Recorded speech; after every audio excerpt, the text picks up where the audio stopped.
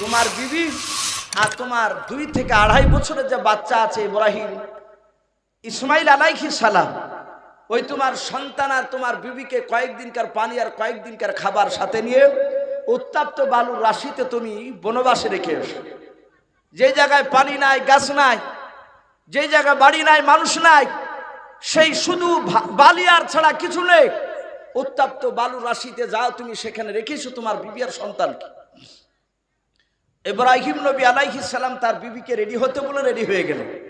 Ready হওয়ার পরে সঙ্গে সঙ্গে উটের উপর চেপে নিয়ে বাপজি রওনা নিয়ে চলে গেলেন। উত্তপ্ত বালুর রাশিতে গাছবিহীন পানিবিহীন জায়গায়, মানুষবিহীন জায়গায় সেখানে বাপজি রেখে দিয়ে উটের লাগামটা ধরে বাড়ির দিকে ফিরে বাপজি চলে আসে। মা হাজারা চিন্তা করছেন, ওগো মাওলা, আমি আমার স্বামীর সাথে বাড়ি থেকে আসলাম এই মরুভূমি পর্যন্ত, আমি তো কোনো আঘাতজনক কথা বলি নাই, আমি কোনো দুর্ব্যবহার তার সাথে করিনি, আমার স্বামী আমাকে এই জায়গায় রেখে দিয়ে সোজা নেমে কেন বাড়ির দিকে চলে গেছে, আমাকে কবে নিতে আসবে কিছুই তো বললো না। মা হাজেরা আলাইহা সালাম হাতখানা বাবা আকাশের দিকে উঁচু করে চিৎকার করে আওয়াজ দিয়ে বলেছিল, ওগো আল্লাহর নবী আপনি দাঁড়িয়ে যান। ইব্রাহিম নবী আলাইহিস সালামের কানে গিয়ে আওয়াজটা ধাক্কা লেগে গেল। হযরত ইব্রাহিম নবী পয়গম্বর আলাইহিস সালাম বাপজি পেছন দিকে তাকালেন না, সামনের দিকে উটের লাগাম ধরে বাড়ি চলে যাচ্ছেন।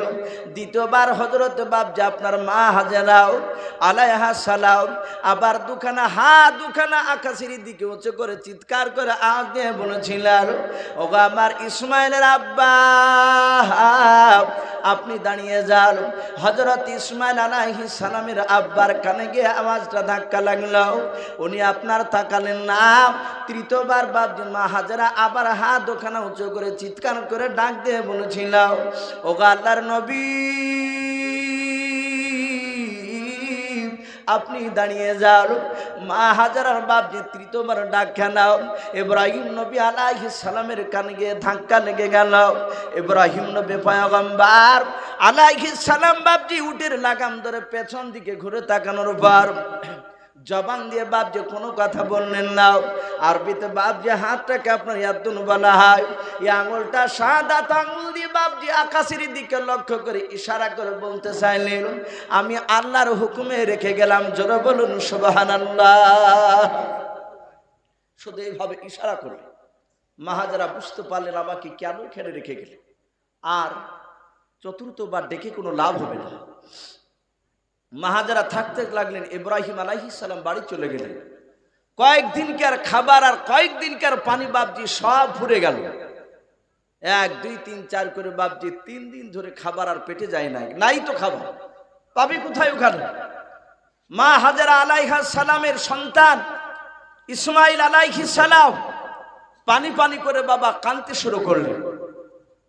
না প্রথমে বাপজি দুধ খেতে চাইলেন, মা হাজেরা আলাইহিস সালাম তার স্তনে মুখ লাগালেন। ইসমাইল আলাইহিস সালাম টানাটানি করে বাবা 1 ফোঁটা দুধ বেরোলো না, কারণ পানি ফল কিছুই তো নাই খাবার পেটে। ইসমাইল আলাইহিস সালাম বাবা মা হাজেরা আলাইহিস সালামের মুখের দিকে চেয়ে মা পানি দাও করে কাঁদতে শুরু করলেন। ওই কলিজার টুকরা ছেলে হযরত ইসমাইল আলাইহিস সালামকে বুকের সাথে মা হাজেরা জড়িয়ে ধরে বাবা উনি মনে মনে চিন্তা করেছেন, 1 ফোঁটা দুধ বের হলো না। নিজের বাপজি জিভটা ইসমাইলের বাপজি নিজের ছেলের মুখে ভরে দিলেন। হয়তো মা হাজেরা মনে মনে ধারণা করেন একটু থুতু খানা না লাগিয়ে হয়তো ছেলের আমার গলাটা একটু ভেজবে, ঠান্ডা হবে। কিন্তু জিভটা টানাটানি করলেন, কিন্তু বাবা জিভটা শুকে গিয়েছে। মা হাজেরা আল্লাহকে ডাক দিয়ে বলেন, আল্লাহ আমার ছেলেকে মনে হয় বাঁচাতে পারবো না। ইসমাইল আলাইহিস সালামের কান্না দেখে সহ্য করতে না পেরে বাবা সামনে আপনার মরুভূমির মাটিতে বাপজি শুয়ে দিয়ে ওই বালির ওপর বাপজি শুয়ে দেওয়ার পর হযরত মা হাজেরা আলাইহিস সালাম চামড়ার মোশকখানা হাতে করে নিয়ে বাবা ওই মরুভূমির চারিদিকে বাপজি ঘুরতে শুরু করলেন, কোথাও পানি পাওয়া যায় কিনা। চারিদিকে পানি খুঁজতে বাবা পাওয়া গেল না। কোরআন শরীফে পাওয়া যায় মা হাজারা বাপজি সামনের দিকে লক্ষ্য করে দেখলেন একটা পাহাড় দেখতে পেলেন। কোরআন শরীফ ওই পাহাড়টার নাম এসেছে মারওয়া। কি নাম বললাম? মারওয়া পাহাড় বাবা। ওই পাহাড়টার দিকে মা হাজারা দূর থেকে বাপজি তাকে লক্ষ্য করে দেখলেন, মনে হয় ওই পাহাড় থেকে বাপজি পানি ঝিরঝিরি করে বাপজি আপনার নিচের দিকে নেমে আসছে। হযরত মা হাজারা বাপজি বুক ভরা আশা নিয়ে বাপজি আপনার আল্লাহকে ডেকে বলেন, আল্লাহ আমার মনে হয় ছেলে আর মরবে না, ছেলে বেঁচে যাবে, কারণ ওই পাহাড় থেকে আমি পানি নিয়ে আসবো। হযরত মা হাজারা আলাইহা সালাম বাবা ওই মারওয়া পাহাড়ের কাছে গিয়ে দেখেন বাবা পানি নাই। দূর থেকে বাপজি পানি মনে হচ্ছিল, কাছে গিয়ে দেখেন পাহাড়ে এক ফোঁটা পানি নাই। যেগুলো পানি মনে হচ্ছিল সেই জায়গায় পাহাড়ে বাপজি মরিচিকা। মা হাজারা বাপজি চারিদিকে আবার লক্ষ্য করে দেখলেন বাবা, ওই দিকে বাপজি লক্ষ্য করে দেখেন দ্বিতীয় আর একটা পাহাড় দেখতে পেলেন। ওই পাহাড়টার নাম বাপজি কোরআন শরীফে এসেছে, ওই পাহাড়টার নাম হচ্ছে বাপজি সফা। আল্লাহর নবীজির বাপজি বিবি হযরত মা হাজারা আলাইহা সালাম ওই মারওয়ানায় সফা পাহাড়ে বাপজি দৌড়ে চলে গেলেন। ওখানে যাওয়ার পর দেখেন বাপজি মারওয়ার মতো পাহাড়ের মরিচিকা, সেখানেও বাপজি পানি নাই। হযরত মা হাজারা বাপজি সফা থেকে মারওয়া, আবার মারওয়া থেকে সফা বাবা এবার বারবার দৌড়াদৌড়ি করে আর বারবারই দেখছেন বাপজি মরিচিকা। বাস্তবে লক্ষ্য করে দেখবেন বাবা, যদি আপনারা ওই চৈত্র মাসের বাপজি দুপুর 12টার সময় যদি আপনার আকাশে যদি আপনার মেঘ না থাকে, রৌদ্রের সময় পিচের রাস্তা যদি আঁকা বাঁকা না হয় 2-3 কিলোমিটার রাস্তা, যদি বাবা একটু সোজা রাস্তার দিকে লক্ষ্য করে একটু তাকে দেখবেন, ওই পিচের রাস্তায় ওপরে মনে হয় পানি টলমল করে, মনে হয় না? যত কাছে গিয়ে দেখবেন বাবা পানি নাই, পাথর বাপজি দূর থেকে মনে হচ্ছে পানি আছে। মা হাজারা ওইভাবে চারিদিকে বাপজি আপনার খোঁজাখুঁজি করে 2 পাহাড় 1 2 3 4 করে বাপজি 7 বার দৌড়াদৌড়ি করার পর মা হাজারা মনে মনে চিন্তা করলেন, আল্লাহ আমার ছেলেকে আর বাঁচানো যাবে না, আর ছেলেকে বাঁচানো যাবে না। মা হাজারা ব্যাকুল হয়ে পাহাড় থেকে বাপজি কান্না করতে করতে বাড়ির দিকে নয়, ইসমাইল আলাইহিস সালাম যেখানে আছে ওই দিকে যাচ্ছে, ছেলেকে আর বাঁচানো যাবে না, ছেলে আমার চোখের সামনে মারা যাবে।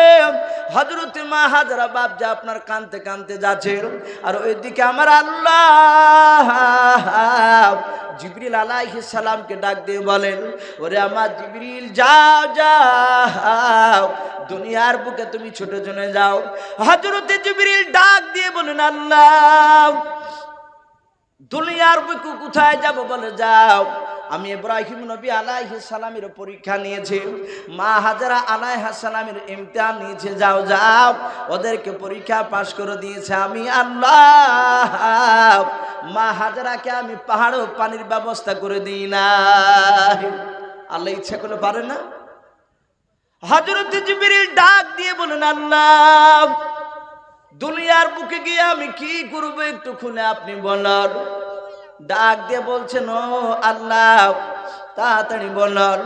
আল্লাহ ডাক দিয়ে বলেন, জিবরিল যাও যাও, আমার ইসমাইল পানি পানি করে কান্না করেছে, তার মা আরো কান্না করেছে, যাও। ও জিবরিল তোমার শরীরে 1 না 2 না 600 খানা ডানা ফিট করে দিয়েছে আমি। বলে হ্যাঁ 600 খানা ডানা আছে। আল্লাহর নবী বলেন, আমি জিবরিলকে দেখেছি 600 ডানা বিশিষ্ট আপনার থাকা অবস্থায়। আল্লাহর নবী বলেন, জিবরিলের 600 খানা ডানার মধ্যে মাত্র 2টো ডানা এইভাবে শাট করলে গোটা পৃথিবীটা জিবরিলের বগলের তলে হয়ে যায়। বলুন সুবহানাল্লাহ। আল্লাহর নবী জনাবে মুহাম্মদ রাসূলুল্লাহ সাল্লাল্লাহু তাআলা আলাইহি ওয়াসাল্লাম বলেন, আমি ইব্রাহিম নবী পয়গম্বর আলাইহিস সালামের ব্যাপারে জানি। আমার আল্লাহ ডাক দিয়ে বলেন, ওরে জিবরিল যা তোমার 600 খানা ডানার মধ্যে শুনে না, মাত্র ডান দিকের একটা পাখা ইসমাইলের 2 থেকে 3 হাত সামনে কিংবা 2.5 হাত সামনে যাও যাও, তোমার ডান পাখা দিয়ে মাটিতে আঘাত করবা, ওই মাটি ফেটে আমার একটা কুদরাত বের করব। ওরে জিবরিল যাও তাড়াতাড়ি তুমি চলে যাও। জিবরিল আলাইহিস সালাম ইসমাইল আলাইহিস সালামের বাবা সামনে এসে পাখা দিয়ে আঘাত করলেন মাটিতে, আর মাটি ফেটে পানি বের হয়ে গেল। আমার আল্লাহকে ডাক দিয়ে জিবরিল বলেন, আল্লাহ তুমি বলেছো মাটি ফেটে তোমার কুদরত তুমি বার করবা। এ তো পানি সচরাচর অনেক জায়গা দেখতে পাওয়া যায়। আমার আল্লাহ ডাক দিয়ে বলেন জিবরিল শুনে নাও, এ পানি সারা পৃথিবীর পানি চেয়ে আমি দামি পানি বানালাম। জোরে বলুন সুবহানাল্লাহ। পানিটার নাম কি বা? আবে জামজাম। গোটা পৃথিবীর মধ্যে বাপ যে দামি পানি, আর আসমানে একটা দামি পানি আছে, সে পানিটার নাম জানা আছে বাপ আপনাদের? কাউসারের পানি। কি পানি বললাম? হাউজে কাউসার। ও দুনিয়ার পানির চেয়েও দামি সে পানি। ওগুলো ওই পানিটা জান্নাতি মানুষদেরকে আল্লাহ পান করাবে। যারা এক ঢোক পান করবে তারা কোটি কোটি কোটি কোটি কোটি বছর ধরে, যার সীমা নেই, তাদেরকে আর পিপাসা লাগবে না। বলুন সুবহানাল্লাহ। ওই কাউসারও পানি।